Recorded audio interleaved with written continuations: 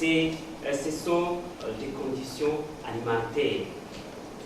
Alors, si on regarde la région d'Ogueru et Bugesera, en comparant avec la région d'Obuyenzi et Mugamba, on voit que ici il y a plus de l'alimentation pour les caprins, voire même d'autres espèces animales, par rapport à la région d'Obuyenzi et de Mugamba. En rapport avec l'âge moyen des caprins à la première mise à la reproduction, on voit que partout chez les croisés bourgs, l'âge moyen à la mise à la reproduction, c'est 13, à peu près 14 mois. Alors que chez la race locale, c'est 11 mois.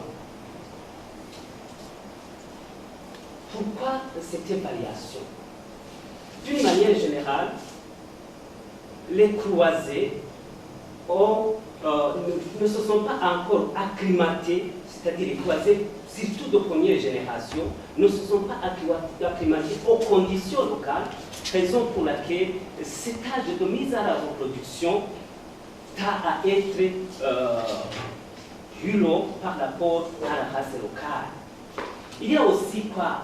Cette faiblesse de croissance des petits ruminants au Burundi dit à quoi? À l'alimentation.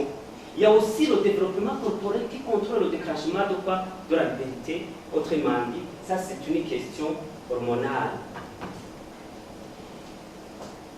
Ici, il y a justement le croisement qui ne force pas obligatoirement cet âge de mise à la reproduction. Pourquoi? Parce qu'il faut d'abord partir. Quelles sont les chèvres qui ont été mises à la reproduction? Quel est le degré génétique des animaux qu'on a croisés avec la race bourg? Donc tout ça, ça a une influence à ce que les croisés ont, donc l'âge de mise à la reproduction est plus grand par rapport à la race locale. L'âge justement de caprins au premier village, c'est une conséquence de l'âge de mise à la reproduction. Ici, ce qui importe beaucoup plus, ici, vous voyez que chez les races bourg, c'est de 10 jusqu'à 18 mois, chez la race locale, c'est 16 mois. Mais si je retourne un peu en arrière, c'est que d'une manière générale, à 15 mois ou 16 mois, d'une manière générale, la chèvre devrait avoir une chèvrette. Mais vous voyez qu'ici, c'est 18 à 16 mois. Ça a quelle conséquence sur la non-disponibilité des boucs génitaires. Parce que les boucs sont vendus avant qu'ils n'atteignent l'âge de la reproduction. Il y a aussi les questions alimentation. Il y a aussi la gestion de la reproduction ici qui fait qu'il y ait cette différence. Il y a aussi cette variation de l'intervalle entre mise-bas, qui est 12 mois chez les bourgs et chez la race locale, c'est 11 mois. Tout ça, alors, ça a des répercussions sur, par exemple, chez les croisés bourgs, le taux de mortalité est de 23,06%. Alors que chez la race locale, on a 21,42%. On peut se demander pourquoi cette variation. Ici, d'une manière générale, la qualité de rapporter chez les caprins de race bourg, c'est cette qualité. Raison pour laquelle il y a beaucoup de chevreaux, c'est-à-dire que la chèvre ne va pas avoir assez de lait pour alimenter les chevaux. Et ces chevaux vont mourir donc juste après la naissance. Donc c'est à rapport justement vraiment le taux de fertilité, que ce soit chez le croisé bourg ou chez la race locale, c'est bon. Nous avons chez la race bourg, les croisés bourg, 95,08%, donc 95,08% de l'alimentation. Alors, avant on avait fait, il y avait un échantillon et puis on s'est rendu compte au niveau du secteur les deux, on s'est rendu compte qu'il y a un petit échantillon, raison pour laquelle on a été obligé d'augmenter la taille de l'échantillon, là où on est passé à 203 ménages. Et dans ces 203 ménages, il y avait 1083 chèvres répartis dans les 6 collines, 12 collines de les communes de la zone d'études. Et après alors, on a procédé au marquage. On a procédé au marquage des chèvres, et voilà un exemple d'une chèvre qui a été marquée comme mon prédécesseur venait de le dire. Et puis alors, on est passé au prélèvement des fessées, lesquels fessées nous ont été utiles pour quantifier le nombre d'œufs qui se trouvent dans les fessées, également les larves infestantes. Alors, après, voilà alors, c'est l'analyse des œufs d'estrongles qui se trouvent dans les fessées qu'on a prélevés. Et puis après, voilà alors ce qu'on a trouvé microscopiquement, les œufs qui se trouvaient dans les fessées qu'on avait prélevés dans les chèvres. Et puis après, on est passé à l'appréciation de l'état corporel avec deux notes, la note d'état corporel et le score pharmaceutique. Ces deux notes nous aident à apprécier l'état corporel et l'état de santé de l'individu. Donc, en passant de 1 qui montre la chèvre la plus maigre à 5 montrera la chèvre qui est la plus grasse. Et puis, dans la note pharmaceutique, en passant de la note 1, une note qui montre que la chèvre est importante avec les muqueuses oculaires qui sont rouges, à une note 5 qui montre que la chèvre est vraiment très anémique.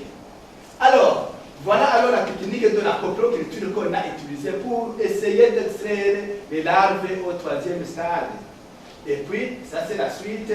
Et après avoir extrait les larves, alors on a fait l'identification morphologique, là où on s'est basé sur la forme de la tête, la longueur de la larve, et puis la longueur, donc la forme de la queue, et voilà donc deux exemples qu'on a trouvés. Ça c'est la forme de l'homunculus, et ça c'est la forme de l'œsophagostomoule.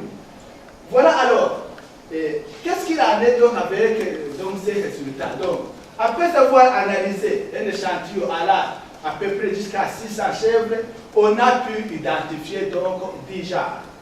Et on s'est rendu compte que dans tout l'échantillon, la prévalence par sexe, il y avait une différence significative.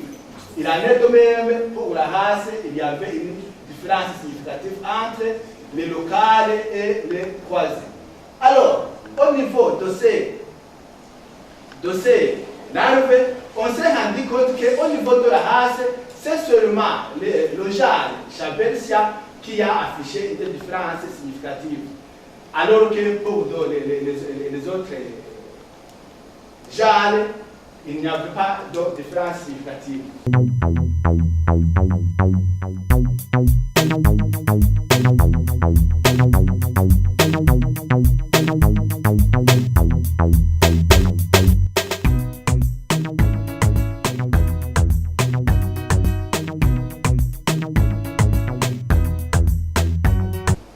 Alors, nous travaillons dans une approche tout à fait inductive à partir des études de cas en Afrique des Grands Lacs.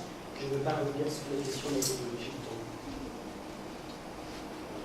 Voilà. Et donc, je vais essayer d'illustrer cet argument à partir de 3 points. J'aurai bien sûr les deux référentiels africains, deux référentiels agricoles sur le plan international et africain. Ensuite, je vais voir la manière dont ce référentiel est pensé au Burundi, mais aussi je vais revenir sur le cas rwandais dans la mesure où, dans les textes sur les politiques agricoles au Burundi, on est vraiment en plein dans le référentiel africain, mais la mise en œuvre ne suit pas nécessairement. Donc, pour évaluer la pertinence et l'efficacité de ce référentiel, c'est intéressant de prendre le cas rwandais où la mise en œuvre est beaucoup plus avancée. Voilà. Et donc je vais montrer le limite de ce référentiel et montrer dans quelle mesure au Burundi, à partir de l'intervention des ONG en collaboration avec le ministère et des chercheurs, on est en train de trouver des solutions pour pallier aux défis que pose ce référentiel de politique publique en Afrique. Alors, qu'est-ce que le référentiel? Le référentiel, c'est un concept qu'on trouve en sciences politiques, en disant que simplement, lorsqu'on dit politique publique, politique agricole, politique foncière, il y a tout un ensemble un cadre cognitif qui est composé de normes et des valeurs à partir desquelles on pose la question sectorielle comme étant un problème social. Voilà. Et donc, pour mettre en place une politique publique, une politique agricole, on ne part pas de rien. On ne parle même pas de situation de paysans. C'est vrai, c'est dans le diagnostic, mais on a déjà une pensée qu'on trouve sur le plan international sur dans quelle mesure poser le problème agricole et quelles sont les conditions du point de vue normatif et cognitif pour résoudre ce problème. Alors, par rapport à l'agriculture, le problème social qui est proposé, c'est de dire dans quelle mesure les secteurs agricoles peuvent faire face à la demande agricole croissante et fonctionner comme modèle de développement en faveur de pauvres. C'est la manière dont on pose la question. Et donc, si vous conceptualisez la question en disant le problème agricole est un problème d'intensification, alors vous allez vers des solutions sur l'intensification agricole. Mais si vous vous concentrez plutôt sur la durabilité environnementale, alors vous posez des questions très intéressantes du point de vue des intrants, par exemple, d'engrais organiques, etc. C'est vrai que les deux perspectives ne s'excluent pas, mais ça donne déjà des orientations sur la manière de penser les politiques.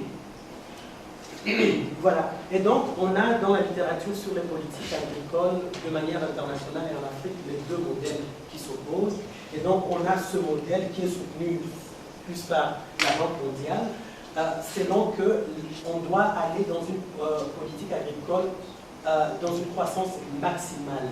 On doit avoir grâce à l'agriculture professionnelle. Et donc, on a promu depuis les années 2000 en Afrique, je vais y revenir, ce qu'on a appelé la nouvelle révolution verte. En Afrique, où on promeut l'intensification, la professionnalisation de l'agriculture, la production orientée sur les marchés. Et dans ce système, l'État joue un rôle important, c'est de mener le secteur agricole vers l'intégration dans ce référentiel-là. Cette conférence, c'est vraiment quelque chose qui est très intéressant parce que ça contribue à améliorer nos connaissances dans ce que nous entreprenons de faire. Nous travaillons surtout avec les gens des milieux ruraux. Donc, ce que nous avons reçu ou appris ici dans ces conférences, ça nous a aidé à connaître certaines choses que peut-être nous ignorions. Par exemple, comme vous l'avez remarqué, il y a eu différents exposés sur différents sujets, ce qui nous amène à comprendre mieux certaines choses pour pouvoir bien faire notre travail et ainsi contribuer dans la promotion de la sécurité alimentaire.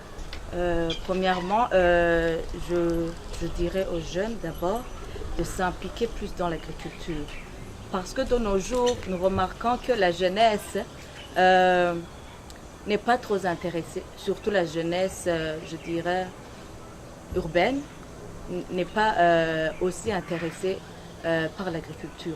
Aussi, la jeunesse rurale n'est plus intéressée, et aussi parce qu'on observe l'exode rural, on observe les jeunes qui fuient l'agriculture, alors que je dirais, ça devrait être